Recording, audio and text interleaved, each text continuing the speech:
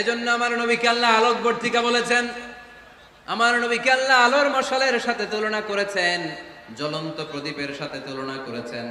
আমার নবী এমন আলো, এমন নূর, আমার নবী এমন প্রদীপ, এই প্রদীপ থেকে সবাই এসে আলো নিয়ে যায়, আলোকিত হয়, কিন্তু আমার নবীর আলোর কোনো ঘাটতি হয় না। সুবহানাল্লাহ। এজন্য আল্লাহ বললেন, ইয়া আইয়ুহান নাবিয়্যু ইন্না আরসালনাকা শাহিদান ওয়া মুবাশশিরান ওয়া নাযীরা ওয়া দাঈয়ান ইলাল্লাহি বিইযনিহি ওয়া সিরাজাম মুনীরা। সুবহানাল্লাহ। সিরাজাম মুনীরা, আমার নবীর পরিচয়, তিনি হচ্ছেন আলোকবর্তিকা। ফররুক আহমেদ একটা কবিতা লিখেছেন, কবিতার নাম সিরাজাম মুনীরা। কি নাম পড়ছেন আপনারা? এগুলো পড়বেন। তিনি হচ্ছেন আলোকবর্তিকা, তিনি এমন আলো, তার কাছ থেকে সবাই আলো নিলেও তার আলোর কমতি ঘটবে। সুবহানাল্লাহ পড়েন। নবীর ৮ নাম্বার পরিচয়, কোরআন বলে আমার নবী ছিলেন নিষ্পাপ, কোনো পাপ নাই। আমার নবী ছিলেন নিষ্কলুষ, কোনো দাগ নাই। আমার নবী ছিলেন মাসুম, আমার নবীর জীবনে কোনো গুনাহ নাই। আওয়াজ করে বলেন ঠিক কিনা? তারপরেও আমার নবী বিনয়ের কারণে প্রতিদিন ৭০ বারেরও বেশি আল্লাহর কাছে তওবা করতেন। নবী যদি গুনাহ ছাড়া করে ৭০ বার, আমরা গুনাহ নিয়ে তওবা করা দরকার কয়বার? আমাদের গুনাহ আছে না নাই? বেশি না কম? পৃথিবী না জানুক আমি তো জানি, আমি কি পাপ করেছি হায়। পৃথিবী না জানুক আমি তো জানি, আমি কি পাপ করেছি হায়। আমার পাপের করলে বিচার, বাঁচার আমার নাই উপায়। দয়াময় প্রভু মাফ করো আমায়, মাফ করো আমায়। পড়েন আমিন। যাদের গুনাহ আছে তারা আওয়াজ করে পড়েন আমিন। লিয়াগফিরা লাকাল্লাহু মা তাকদ্দামা মিন যামবিকা ওয়া মা তাআখার। নবী আপনার আগের আপনার পরের কোনো গুনাহ নাই, সব আল্লাহ আমি ক্ষমা করে দিলাম। সব ক্ষমা করে দেয়া হয়েছে। তাই যিনি মডেল হবেন, তার গুনাহ থাকতে পারবে না, তার দাগ থাকতে পারবে না, তার মধ্যে কোনো দোষ থাকতে পারবে না। তিনি হতে হবেন নিষ্কলুষ, তিনি হতে হবে নিষ্পাপ, তিনি হতে হবে মাসুম। তাই আমার নবী আমার মডেল। চিল্লায় বলো ঠিক কি না? এজন্য ৮ নম্বরে কোরআন বলেছে নবীর কোনো গুনাহ নাই, নবী মাসুম, নবী নিষ্পাপ, নবী নিষ্কলুষ। তাই নবী আমাদের মডেল হওয়ার যোগ্যতা রাখে কি রাখে না? আমাদের মডেলের নাম মুহাম্মদ। চিল্লায় বলেন কি নাম? আরো জোরে কি নাম?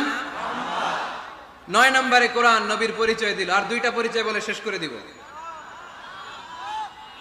2-1 ওঠা বসা করতেছে মনে হয়, পেশাব চাপছে বোধহয়। হ্যাঁ, খুব ঠান্ডা। ও আচ্ছা আচ্ছা, ঠিক আছে, শেষ করে দিচ্ছি। চলবে চলবে? কতক্ষণ চলবে? সারা রাত? আপনারা সারা রাত থাকেন, আমারে আর ভাইস চেয়ারম্যান সাহেবের দিক দিয়ে পার করে দিয়ে, আমি ভাইস চেয়ারম্যানের নিয়ে দিক দিয়ে চলে যাব। এই আবেগগুলো কোরআনের আবেগ। আমার আজীব লাগে এই দেশে আল্লাহ যে কোরআনের গণজোয়ার দিয়েছে, কোরআনের প্রতি মানুষের ভালোবাসা দিয়েছে, শীত এদেরকে থামায় রাখতে পারে না। ১৪৪ ধারা এদেরকে থামায় রাখতে পারে না।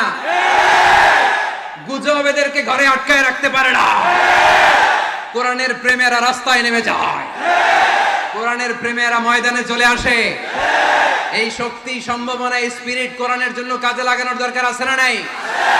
রাজি আছে মুসলমান? কারা কারা রাজি? হাত তুলে আল্লাহরে দেখা।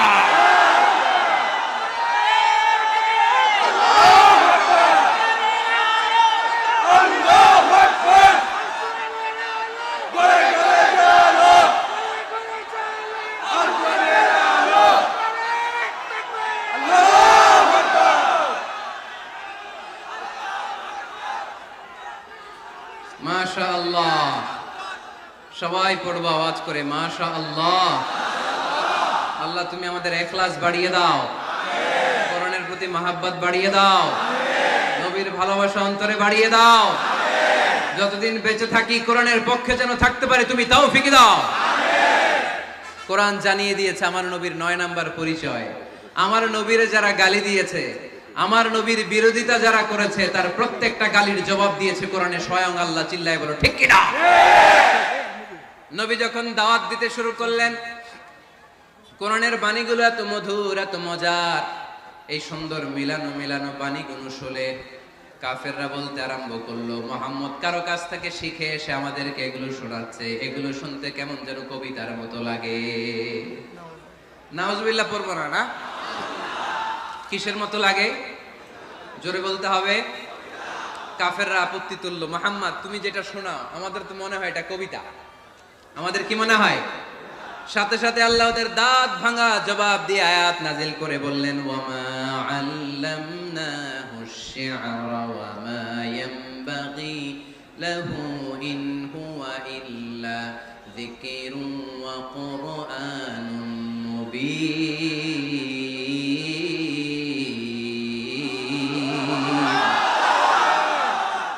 আমার নবী যা শোনায় এটা কবিতা না, আমার নবীর জন্য কবিতা জানা শোভনীয় না। আমার নবী যা শোনায় এটা উপদেশ বাণী, এটা হলো সুস্পষ্ট কোরআন। ঠিক কি না? আকাশ থেকে জবাব পাঠালো কে? আবার মক্কায় আরেক দল দাঁড়িয়ে বলল, মুহাম্মদ তুমি যা শোনাও এটা মন্ত্রের মতো লাগে, নালে মানুষ পাগল হয় কেন? তুমি যেদিকে ছোট পঙ্গপালের মতো লোকজন তোমার পিছে লাইন ধরে কেন? এটা মন্ত্রের মতো লাগে।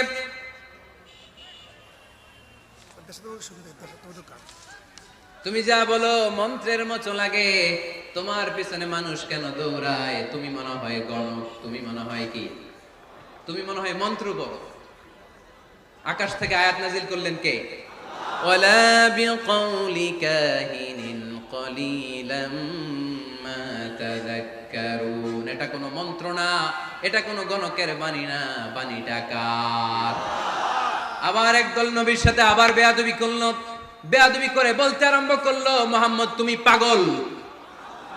গোটা বিশ্বে ছড়িয়ে দিতে লাগলো। হজের মৌসুমে সবাইরে বলতে আরম্ভ করলো, এই লোকটার কাছে যেও না, লোকটার নাম মুহাম্মদ, লোকটা বড় পাগল। এই লোকটার কাছে যারা যায় তারাই তার সাথে পাগল হয়ে যায়। আকাশ থেকে এই বিরোধীদের জবাব নাজিল করলো কে?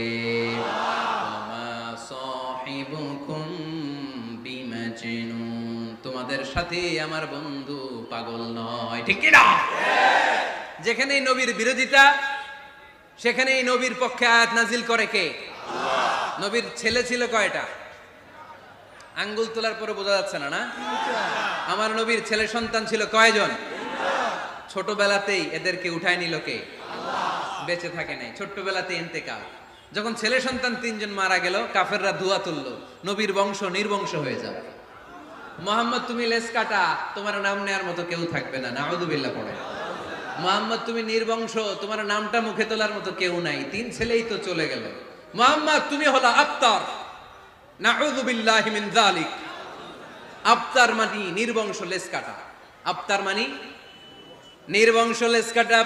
আমার নবীকে নির্বংশ লেস কাটা বলে গালে দিতে দেরি, কিন্তু কোরআনের আয়াত নাজিল হতে দেরি নাই।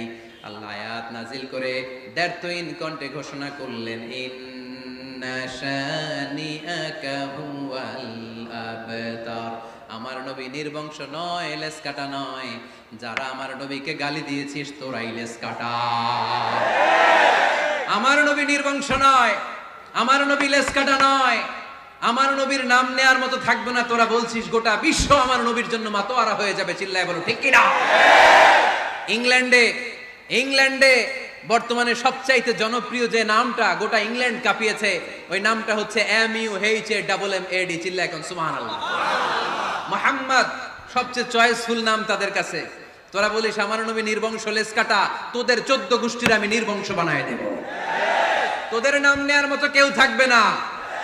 তোদের নাম নেবে আর মানুষ থুতু ফেলবে। চিল্লায় বলো ঠিক কিনা? আমার নবীর নাম নেয়ার সাথে সাথে সেখানে দুরূদ আছে না নাই? আমরা যখনই বলি মুহাম্মদ তখনই পড়ি সাল্লাল্লাহু।